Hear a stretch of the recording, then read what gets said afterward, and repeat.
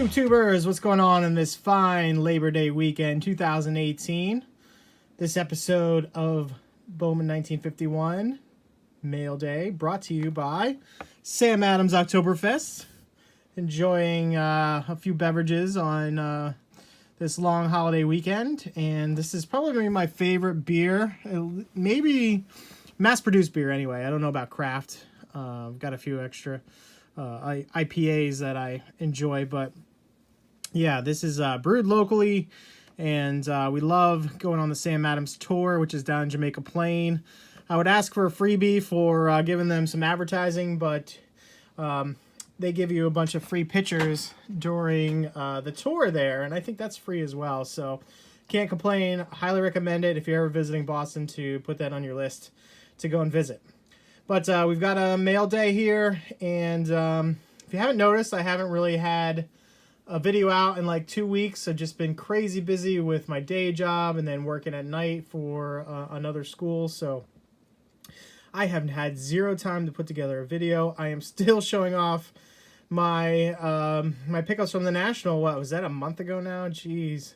But I also have a mail day coming in from 4 Sharp Corners, which I grabbed a bunch of stuff on the 15% off eBay holiday a couple days ago. So let's show off some cards. I don't think I'm going to show everything in my first video here, especially from the National, because I just don't have those ready to go, and they don't really fit the theme of what I'm doing tonight. But let's get started.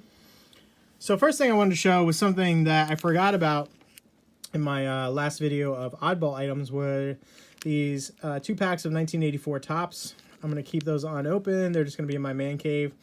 They had a really good deal on these. They were only a few bucks a piece on the last day of the National, just a few hours before it closed, and it was a closeout. They wanted to get rid of them.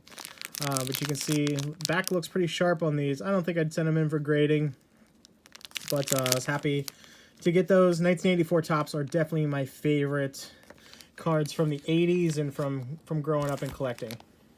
Forgot to mention also from the National, I got my Pumpsy Green autograph photo framed, and it'll be heading up on the man cave wall.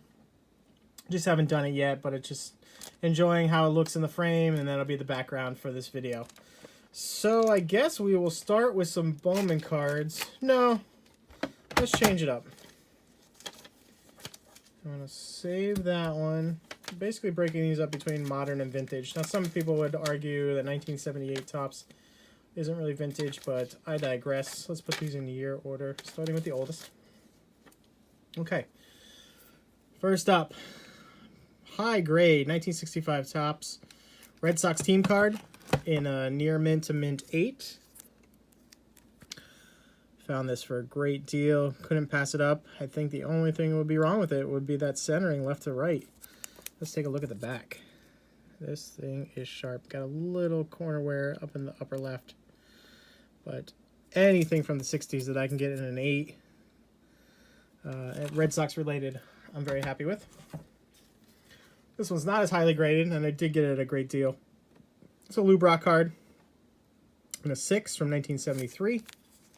Stolen base leaders. Got some centering issues there right off the bat. Maybe some surface too. Quick peek at the back. Love me some Lou Brock. And if you can see that there, we got Joe Morgan in at number 2. Bobby Bonds at 4. And Willie Davis there too. Oh, might as well move down to the American League. Don't really recognize many of those guys. Don Baylor was a steal leader? Wow, that's kind of surprising. All right, moving on to 75. We've got the strikeout leaders from, and oh yeah, Nolan Ryan is on this too. So got it in a near mint 7. Nolan Ryan and Steve Carlton. 2 icons, 2 Hall of Famers. Can't go wrong with a card like this. Slowly building up my Nolan collection. His cards are rather pricey, especially for his late 60s, early 70s, but happy to pull off the 75 there. And lastly, from the National, that's not a 51 Bowman. This 78 tops, Pete Rose, at an 8.5. Now, back on my 40th birthday, I opened up some 78 tops packs, and I pulled this card, but the centering was not this good. I'm maybe a 7 on that pack fresh card, but Again, found this one at a really good deal on the last day of the National.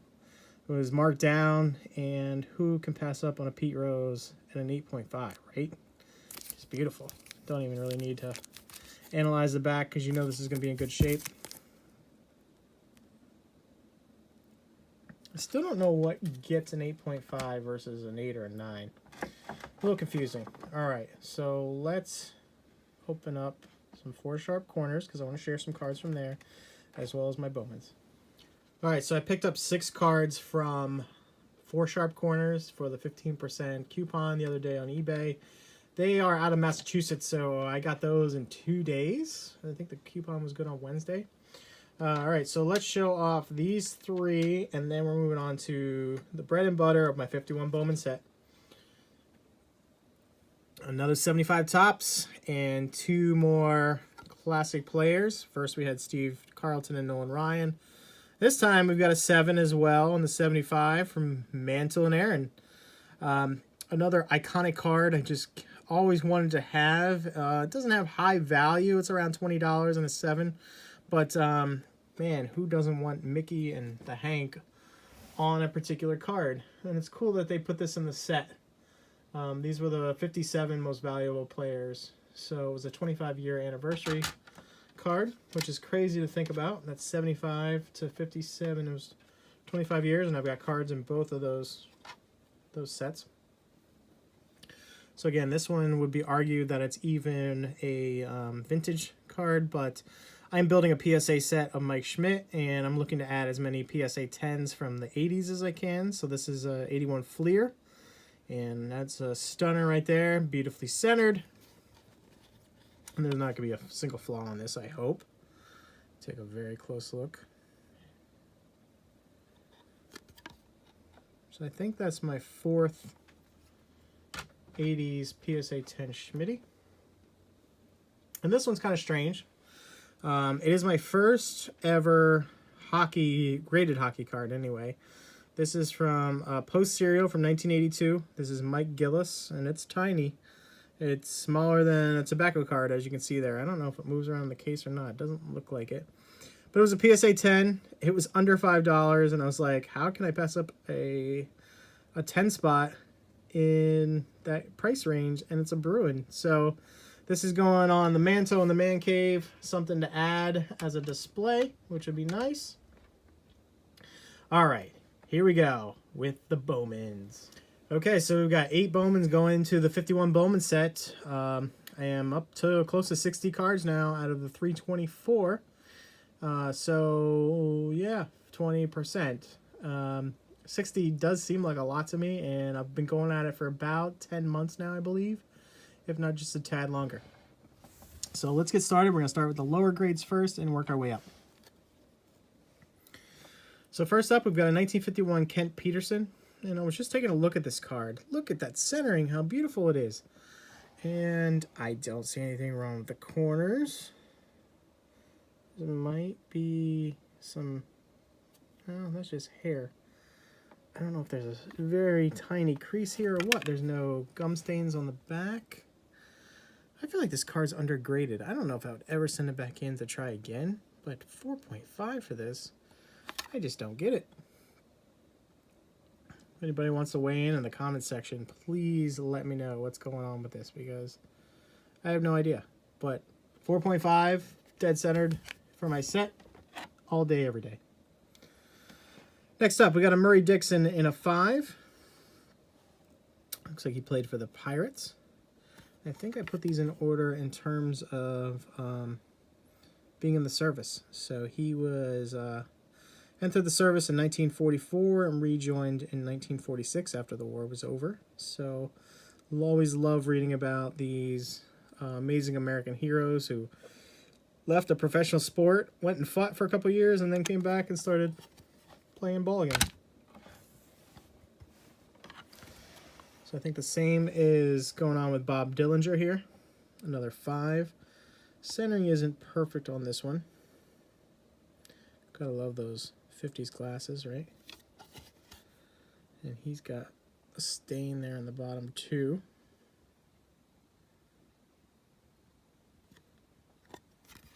Pittsburgh Pirates, Bob Dillinger.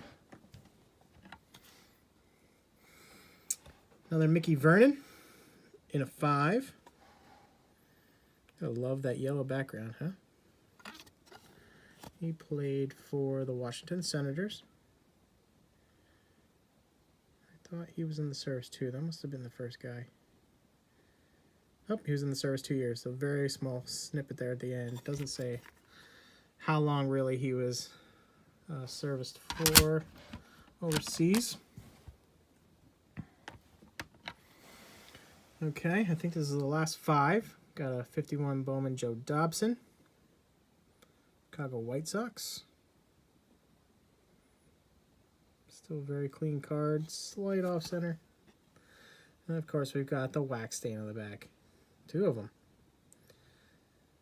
I think I've said before in my videos, I do not care about wax stains. It's all about the front. If the centering's decent enough, I don't care if it's a 5 or if it's a 3 with the wax stains. You're joining my collection. Okay, so thanks to Jay, who I met on a Facebook group. These are all going to come in a 6. This is Cliff Chambers. He was upgrading his set, so I bought these off of him in a hotel. They had featured in my national video. I just wanted to give an up-close look at this. Another one in the service for 3 years. So fitting with this week in John McCain's funeral to talk about these wonderful American heroes. Roy Smalley. Looks like he played for the Chicago Cubs. Beautifully centered. I wouldn't expect Jay to get any cards that weren't stellar in the centering department.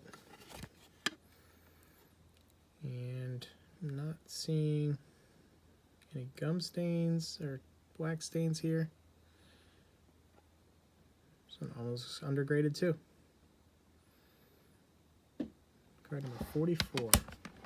And lastly, the best card of the group was this PSA 6 Bob Lemon, Hall of Famer Bob Lemon. I think he played for the Indians. Yep. At least for at 51 he did. I might have gotten traded later on. Began his career as a combination pitcher outfielder. And he threw the only AL no-hitter in 1948 and led the league in shutouts with 10. So all great facts there that you may or may have not known about Mr. Lemon. But yeah, he's a Hall of Famer, and these Hall of Famers in higher grades are a lot tougher to get than you would imagine at a good price. So welcome to the set, Bob Lemon. Card number 53. Okay, so we'll have another video made up very soon of more modern stuff, as well as the Tom Brady lot I picked up from the National. And I've got more coming in from the 15% eBay special earlier in the week. They just didn't get shipped here that quickly because they're not located in Massachusetts. So everybody have a wonderful weekend. Try not to drink too many of these bad boys. But if you have Oktoberfest in your area, you see in the stores, grab yourself a 6-pack. I guarantee you won't be disappointed. It's got a good body to it. It's not too hoppy. It is just one of those perfect beers that's great for football watching. Oh yeah, college football season starts this weekend too, so everybody enjoy that if you're into that. And we'll talk to you soon. Have a good one.